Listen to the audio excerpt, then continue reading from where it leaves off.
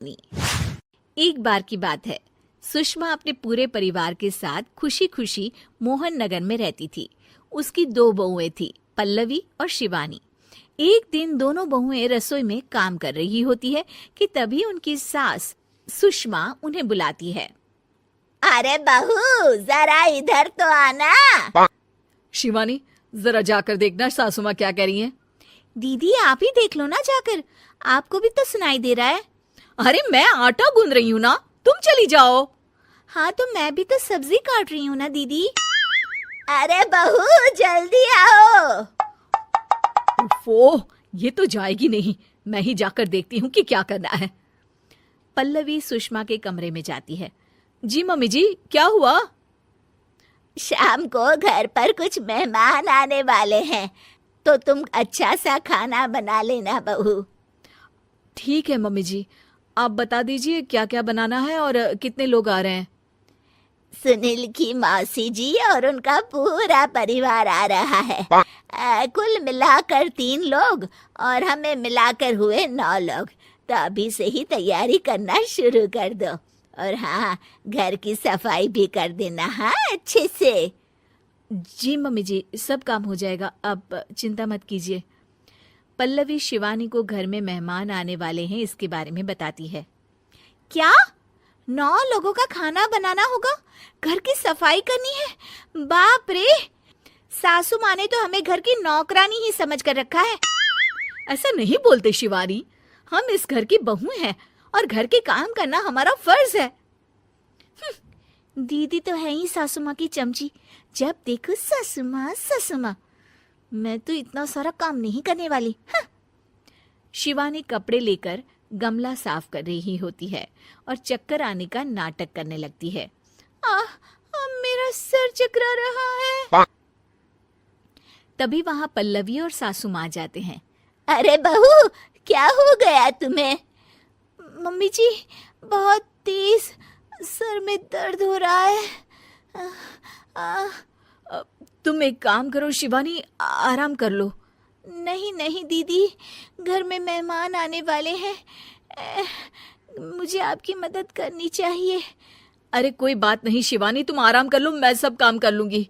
ठीक है दीदी, अगर आप इतना कह रही हैं तो आराम कर लेती हूँ। शिवानी आराम से अपने कमरे में मैगजीन पढ़ रही होती है। इसे कहते हैं आराम की जिंदगी। इतना सारा काम। चलो सारा काम खत्म हो गया, शिवानी को देख आती हूँ। शिवानी अपने कमरे में ईयरफोन में गाने सुनते सुनते सो जाती है और उसके साइड में मैगजीन भी रखी होती है। पल्लवी वहां आ जाती है और वो सब देखती है। ओहो, तो मतलब सब काम चोरी का बहाना था। अभी बताती हूँ इसको। घर का सारा काम मुझे करना पड़ा और ये महारानी यहाँ मैगजीन पढ़ रही है, गाने सुन रही है। पल्लवी रसोई से एक प्लेट और चम्मच लेकर आती है और शिवानी को थाली बजाकर उठाने लगती है। शिवानी अचानक से उठती है। उठ गई महारानी, गाने भी सुन लिए, मैगजीन भी पढ़ ली। तुम तो बहुत बड़ी झूठी निकली शिवानी। तुमने सर दर्द का बहाना बनाया ताकि काम करने से बच सको। हाँ बनाया बहाना, तो क्या करती, इतने सारे काम करती। मुझे कोई शौक नहीं है चापलूसी का। क्या चापलूसी? तुम्हें लगता है कि मैं सारे काम चापलूसी के लिए कर रही हूँ? नहीं तो क्या। तभी वहां सासू माँ आ जाती हैं। अरे बहू, वो लोग बस आने ही वाले हैं, तुम तैयारियां कर लो। जी सासू माँ, तुझे तो मैं बाद में देखती हूँ। सब खाना खाने बैठते हैं और खाना शुरू करते हैं। तभी सुनील की मौसी बोलती है।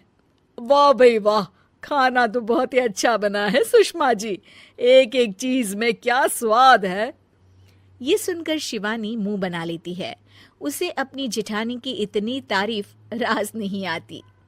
आपकी बहुएं तो बहुत ही अच्छा खाना बनाती हैं। हाँ, बनाती तो दोनों ही अच्छा है, पर आज ना ये सारा खाना बड़ी बहू ने बनाया है। छोटी बहू की तबीयत ठीक नहीं थी, सो इसलिए। मानना पड़ेगा सुषमा जी, आपकी बड़ी बहू तो बहुत ही गुणवान है। पल्लवी की तारीफ सुनकर शिवानी को जलन होती है। पल्लवी ये सुनकर खुश हो जाती है और शिवानी की तरफ देखकर उसे चिढ़ाती है। कुछ देर बाद मेहमानों के जाने का वक्त हो जाता है। मौसी जी सबके लिए उपहार लाई होती है। वो सबको शगुन के पैसे देती हैं और अंत में पल्लवी के पास आती है। तुम्हारे लिए शगुन का लिफाफा तो है ही, पर बहू तुम्हें एक और उपहार भी मिलेगा इतना अच्छा खाना बनाने के लिए। मौसी अपने सोने के कंगन निकालकर पल्लवी को पहना देती है। ये लो, ये मेरे मनपसंद कंगन है, अब से ये तुम्हारे हुए। धन्यवाद मौसी जी। ये देखकर शिवानी तो पूरी तरह से जल जाती है और गुस्से से रसोई में चली जाती है। तभी वहां पल्लवी आ जाती है और उसे अपने कंगन दिखाने लगती है। देवरानी जी, अब आपका सर दर्द ठीक तो है ना? मुझे लगता है कि अब सर दर्द शुरू हो गया होगा आपका।